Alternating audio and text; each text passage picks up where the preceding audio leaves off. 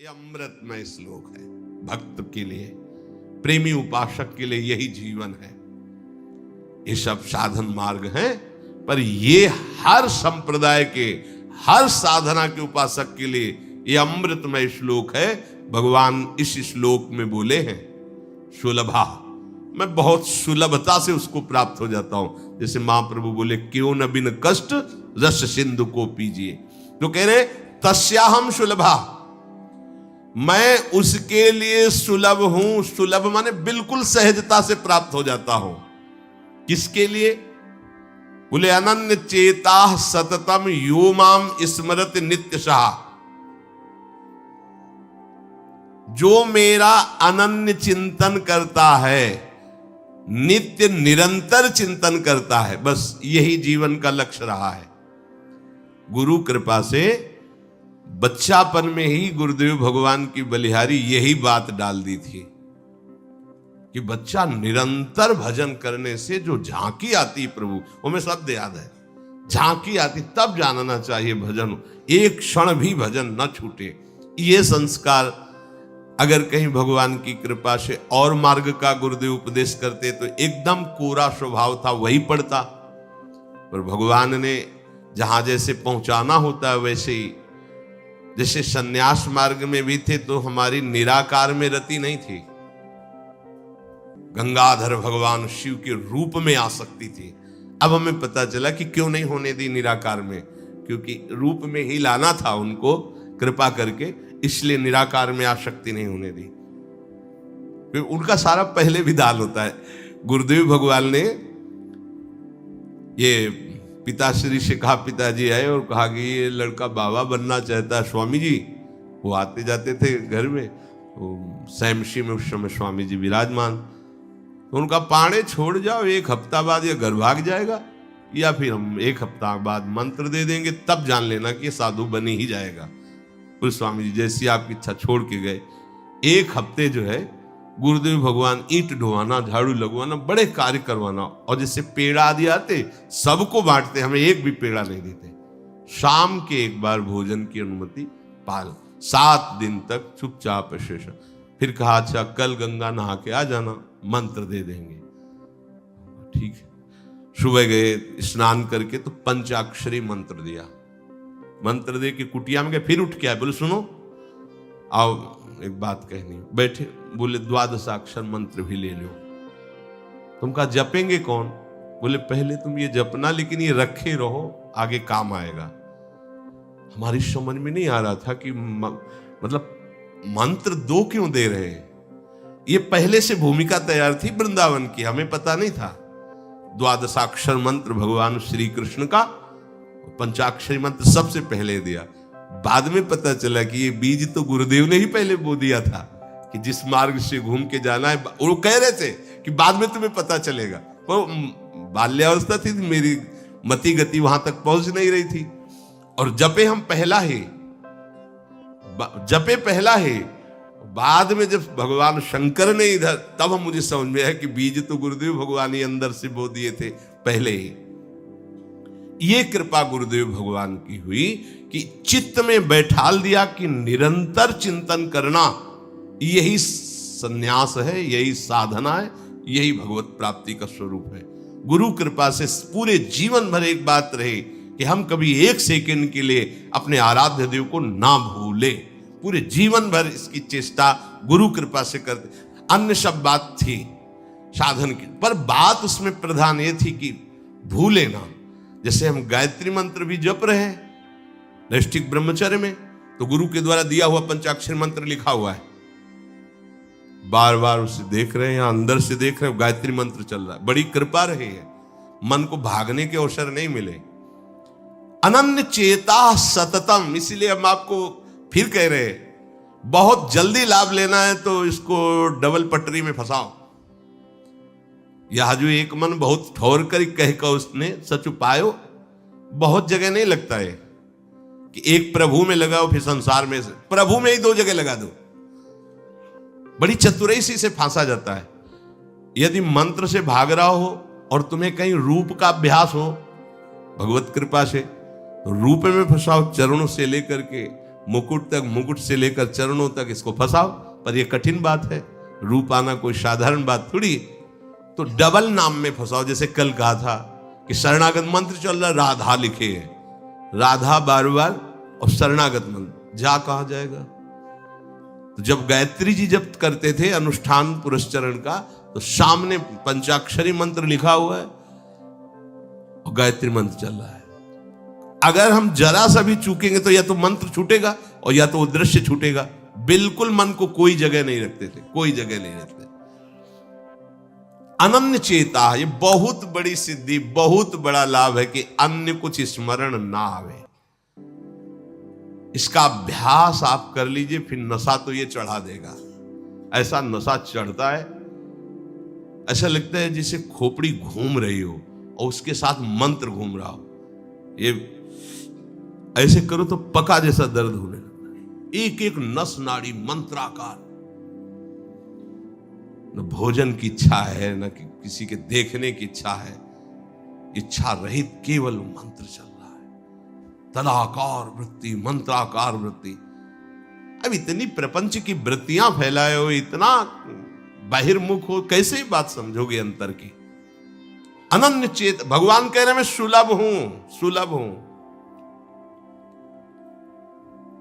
काशी में प्रतिदिन ये होता, आज महादेव जी साक्षात आएंगे। सुबह से तैयारी हो जाती थी, आज महादेव जी आएंगे। घाट में ही रहते थे, पंडों की छतरी के नीचे तपती हुई धूप, तो घाट में धूप ऐसे ज्वाला सी लगती थी, और छोटी सी छतरी, उसी के नीचे दोपहर रात्रि वहीं 2 बजे तक तो तपती थी फर्श। और 2 बजे के बाद स्नान करके महादेव जी विश्वनाथ जी पहुंच गए। बस रोज आज मिलेंगे, आज तो निश्चित मिलेंगे। एक दिन इतना आनंद था कि आज तो बस आ ही रहे हैं, ऐसा आ ही रहे हैं। जैसी भावना करोगे, जा पर जाकर सत्य सने हो, सो तो ही मिले न कुछ संदेह हो।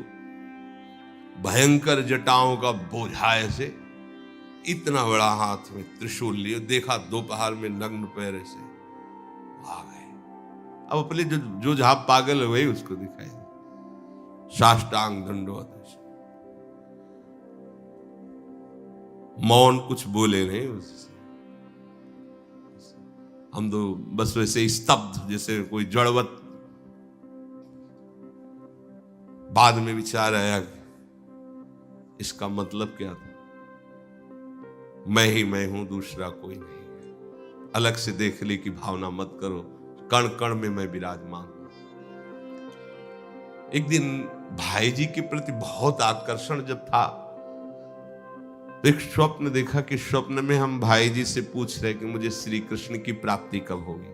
इसके बाद की बात, भाई जी ने ऐसे चश्मा करके ऐसे देखा, राधा बाबा बगल में बैठे, और कहा जब श्री कृष्ण बन जाओगे तब श्री कृष्ण की प्राप्ति होगी। जगने पर, बहुत विचार करने पर फिर यह कि श्री कृष्ण बन जाओगे, भाई जी का तात्पर्य क्या था। तब समझ में आ गया, मन कृष्णाकार, बुद्धि कृष्णाकार, चित्त कृष्णाकार, अहम कृष्णाकार, तब कृष्ण साक्षात्कार हो गया। नित्य युक्तस्य योगिनः तस्याहं सुलभा पार्थ नित्य युक्तस्य योगिनः। नित्य युक्त हो गया, जिसका चित्त प्रभु को छोड़कर किसी भी भोग भूमि में, किसी भी ऐश्वर्य में, किसी भी सिद्धि में। जैसे किसी को लगता है कि ये चमत्कार दिखाना, कोई भी चमत्कार दिखाना बहुत कठिन बात है। अगर भगवत दर्शन का लक्ष्य ना हो, भगवत प्राप्ति का लक्ष्य ना हो, तो कोई भी चमत्कार ऐसे करने में है कोई बहुत बड़ी बात मत समझ। बस ये है कि इधर अगर स्वीकार किया तो उधर गेट बंद हो जाएगा। इसीलिए पिट जाते हैं, गाली सुन लेते हैं महात्मा जन, लेकिन प्रयोग नहीं करते अपने भजन का, प्रभु के पास जाते हैं। ऐसा ना समझे ना कि वो चमत्कार पीछे घूमते हैं। केवल बस एक बात है कि अगर इधर लगे तो उधर का गेट बंद हो जाएगा। तो इतनी दुर्लभ बात बनने जा रही है, किसी को प्रमाणित करने के लिए कि हम महात्मा, हम भजनानंदी, हम चमत्कारी है, अपना गेट बंद करवा ले तो मूर्खता ही होगी ना। यहां क्या होगा, वाह वाह हो जाएगा, बस उसके आगे क्या होगा, फिर वही प्रपंच। तो ये जो ब्रज के महात्मा है, जो भगवत प्रेमी महात्मा है, जो भगवत प्राप्त करने वाले हैं, इनके अंदर चमत्कार के बाप की सृष्टि होती है। ये चमत्कार बहुत ऊपर होते हैं। ये नहीं सोचना चाहिए कि इनमें भजन होता तो उसने 2 थप्पड़ मारे भस्म कर देते। भजन का जानते हो, भजनानंदी का 2 थप्पड़ मारा है, तुम्हें निश्चित भगवान की प्राप्ति हो, तुम्हारा कभी अमंगल न हो, भगवान तुम्हारे परिवार को भी सुखी रहे और तुम आजीवन स्वस्थ रहकर पवित्र बुद्धि के द्वारा भगवान को प्राप्त। ये महात्माओं का बल होता है। महात्माओं के बल थोड़ी होता है किसी ने गाली दिया, मार दिया, जा भस्म हो जा। ये भस्मासुर थोड़ी होते हैं महात्मा है भाई, भस्म कर दिया, नष्ट नहीं। साधुते हो न कारज, तब भगवान उनके अधीन होते हैं। ये चमत्कार ये ना सोचो कि भजन करते होते तो फिर ये चमत्कार, या ये गाड़ी घोड़ा रुपया पैसा चमत्कार, ये पापियों के पास भी है। ये तो प्रारब्ध का खेल है, प्रारब्ध बदला, ऐसे से ऐसे हो गया, इनका कोई महत्व नहीं है।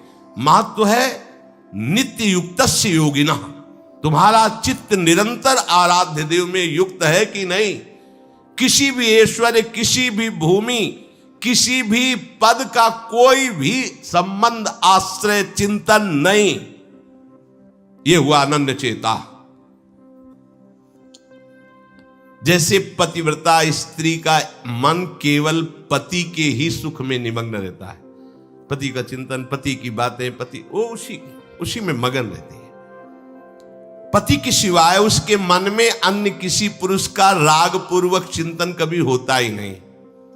जैसे शिष्य का गुरु के सिवाय कहीं चिंतन नहीं होता। पतिव्रता पत्नी का मन, प्राण, तन सब पति के ही सेवा में, चिंतन में, मनन में। जैसे शिष्य का गुरु के ही तन, उनकी सेवा में मन, उनके आज्ञा के पालन करने में एक एक चेष्टा गुरु की प्रसन्नता के लिए। कोई दूसरा इष्ट शिष्य का होता ही नहीं है। शिष्य का कोई दूसरा इष्ट नहीं होता। ऐसे शिष्य को अपने गुरुदेव में ही भगवान का साक्षात्कार हो जाता है, क्योंकि पर्दा हटा तो देख लिया कि प्रिया प्रीतम मुस्कुराते हुए बैठे। श्री भट्ट देवाचार्य जी के पास जब हरिव्यास देवाचार्य जी आए तो कहा, भगवान हम शिष्य बनना चाहते हैं। तो उनका, तुम्हें हमारी गोद में कुछ दिखाई दे रहा है? उनका, ऐसा में कुछ तो नहीं दिखाई दे रहा है। उनका, फिर अभी तुम जाओ गिरिराज जी की 12 वर्ष परिक्रमा करो, राधे राधे बोलो 12 वर्ष। ऐसा ही किया। 12 वर्ष बाद फिर आए, अब कुछ दिखाई दे रहा है? बोले भगवान कुछ नहीं दिखाई दे रहा। बोले जाओ फिर 12 वर्ष करो। कह रहे कि जो शिष्य है गुरु के सिवा और कोई इष्ट नहीं है, उन्हीं का चिंतन, उन्हीं की आज्ञा, तो वहीं उसको साक्षात्कार हो जाता है। जब 24 वर्ष बाद आज्ञा पालन करके आए तो देखा प्रियालाल गोद में। बोले अब कुछ दिखा है? हाँ। बोले प्रियालाल महाराज जी विराजमान है, आओ। वही महावाणी के रचयिता श्री हरिव्यास देवाचार्य जी गुरु आज्ञा में एक कदम पीछे ने 24 वर्ष गिरिराज जी की परिक्रमा राधे राधे आए नहीं, जब तक आज्ञा पालन नहीं हुई। आज्ञा पालन साक्षात्कार करने के बाद मंत्र दीक्षा दी। आज्ञा पालन का फल भगवत साक्षात्कार। जो अन्य तरफ मन ले जाता है, अन्य तरफ अपना भाव ले जाता है, वो अनन्य चेता नहीं कहलाता है। अनन्य चेता को भगवान सुलभ हो जाते हैं। सततम यो माम स्मरति नित्यशः। सततम का अर्थ होता है जब आप होश में हैं तो आपका मंत्र या नाम चल रहा हो। नींद खुली, आप जप नहीं रहे, आपको ऐसा कि मंत्र जपना, ऐसा नहीं, चल रहा है। तो सोते में भी चल रहा है। जब आप नींद में गए तो आपका मंत्र चल रहा था, आप सुषुप्ति में हो गए पर आपको पता नहीं। जब जगो तो आप देखो चल रहा है कि नहीं चल रहा है। अगर चल रहा है तो चल रहा था, नहीं चल रहा तो फिर सतत नहीं था। उसका कारण आपने सोते समय भजन नहीं किया। यह भी गुरु कृपा से पहले ही सिखा दिया गया था कि जब तक गाढ़ नींद ना आवे तब तक आसन में बैठ के मंत्र जप करो, जब आ जाए तो लेट जाओ, मंत्र का ही चिंतन करते हुए सो। तो उसे प्राय उपासक जो भजन करते हो अनुभव करते होंगे, जगते ही मंत्र चल रहा है। सैकड़ों बार तो ऐसा अनुभव हुआ कि हम सो ही रहे हैं पर आसन में बैठ गए। जब चेतना आई तो देखा है कि मंत्र चल रहा है, आसन में बैठे हैं। अभ्यास बहुत बड़ा बल सोते, मतलब अभी नींद खुली नहीं, आसन में बैठ गए। बिल्कुल कभी भी जीवन में मतलब 10-5 मिनट का अंतर तो कह सकते हैं, लेकिन ऐसा नहीं कि आधा घंटा 1 घंटा का अंतर कभी जीवन में पड़ा हो। और वो अलार्म कभी जीवन में लगाया नहीं। गंगा किनारे कहाँ अलार्म। अभ्यास बहुत बड़ी ताकत होती, बहुत। आप सोचो, अभ्यास नहीं तो नेत्र खोल के भी निशाना नहीं लगा सकते, अभ्यास है तो शब्द पे गोली मार देगा, आवाज हुई ठीक वही गोली लगेगी। अभ्यास बहुत बड़ी ताकत होती है। अभ्यास इतना भजन का, सततम योमाम स्मृति नित्यशः, बहुत कठिन लग रहा है ये, पर एक बार मन पकड़ लेगा तो बहुत आनंद आएगा। कैसी कैसी आनंद वृत्तियां होती हैं निरंतर भजन करने वालों की। दूसरे की जरूरत नहीं, अपने आप में नाचता है, अपने आप में बातें करता है, अपने आप में हंसता है, अपने आप में खेलता है, उसे किसी और की जरूरत नहीं होती। वो अपने आप, जो आप है ना, वो अपने आप से खेलता है, अपने आप में हंसता है, अपने आप से बातें करता है। जो भगवत प्राप्ति करना चाहता है, जो अध्यात्म की ऐसी ऊंचाई पर पहुंचना चाहता है जहां काम, क्रोध, लोभ, मोह, मद, मत्सर, ईर्ष्या, द्वेष इनका प्रवेश ही नहीं, इनकी पहुंच ही नहीं है, कितना उस हृदय में आनंद होगा जिसमें कोई कामना नहीं है, कोई द्वंद्व प्रभावित नहीं कर पा रहा। और यही तो प्राप्त करने के लिए हमें मानव देह मिला है।